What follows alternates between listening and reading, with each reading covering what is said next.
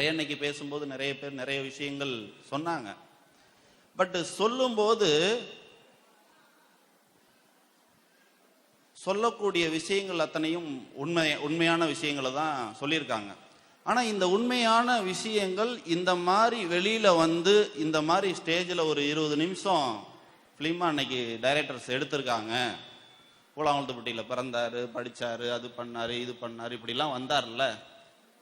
இதுக்கு 18 வருஷம் ஆயிடுச்சு. எனக்கு 18 வருஷத்து போராட்டம், அந்த 18 வருஷத்தோட போராட்டம் தான் என்னை இந்த இடத்துக்கு கூட்டிட்டு வந்திருக்கு. ஒரு விஷயத்தை மட்டும் நீங்க ஆழமா தீர்க்கமா முடிவு பண்ணிட்டீங்கன்னா, என்னை இந்த இடத்துக்கு ஏன் கூட்டிட்டு வந்துச்சு அப்படின்னு நீங்க முடிவு பண்ணிக்கோங்க. எல்லாருமே என்ன நினைக்கிறோம்னா, என்ன செய்ய போறோமோ அதுக்கான தேவைகளை ஃபர்ஸ்ட் தேடிட்டு அப்புறம் செய்ய நினைக்கிறோம். அப்படி நினைக்க கூடாது. நம்ம என்ன செய்ய போறோன்றத முடிவு பண்ணிடணும்.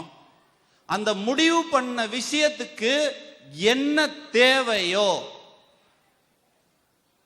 ஒரு வருஷத்துக்கு முன்னாடி போன ஜூலை 14க்கு ஒரு 2 மாசத்துக்கு முன்னாடி நான் ஐஏஎஸ் ஐபிஎஸ் அகாடமி ஆரம்பிக்கணும், ஐஏஎஸ் ஐபிஎஸ் படிக்க வைக்கணும் போது உண்மையாவே எனக்கு தெரியாதுங்க ஒருத்தர் ஐஏஎஸ் ஐபிஎஸ் ஆகணும்னா என்ன படிக்கணும்னு. ஆனா என்னோட லட்சியம் ஐஏஎஸ் ஐபிஎஸ் படிக்க வைக்கணும். அதுக்கு என்ன தேவையோ அதெல்லாம் அதுக்கப்புறம் தாங்க ரெடி பண்ணணும். லட்சியம் என்னன்றத முடிவு பண்ணிட்டு அதுக்கப்புறமா கொள்கைகளை தேர்ந்தெடுக்கணும். ஃபர்ஸ்ட் கொள்கையை ரெடி பண்ணிட்டு லட்சியத்தை தேர்ந்தெடுத்தீங்கன்னா அந்த கொள்கைக்காக தான் அந்த லட்சியம் அமையும். அந்த உதாரணத்துக்கு கொள்கையை தேர்ந்தெடுத்தாச்சு, நான் திருச்சிக்கு போறேன், பஸ்ல போறேன் அப்படின்னு முடிவெடுத்தாச்சு. பஸ் இல்ல, லட்சியத்தை அடைய முடியுமா? திருச்சிக்கு போகணுன்ற அந்த லட்சியத்தை அடைய முடியுமா?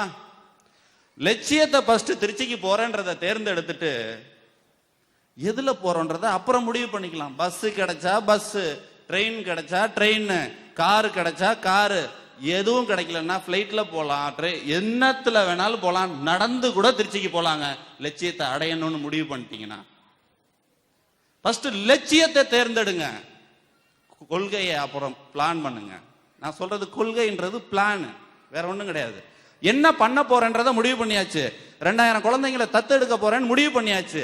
அதுக்கப்புறம் தான் ஸ்கூல் ஆரம்பிக்கிறது. 2000 குழந்தைங்களை தத்தெடுக்கணும்னா என்ன பண்ணணும்? படிக்கிறதுக்கு ஸ்கூல் வேணும், தங்குறதுக்கு இடம் வேணும், இதுக்கெல்லாம் பணம் வேணும். புரியுதுங்களா? அதுக்கு என்னெல்லாம் பண்ணணும்? நடராஜ்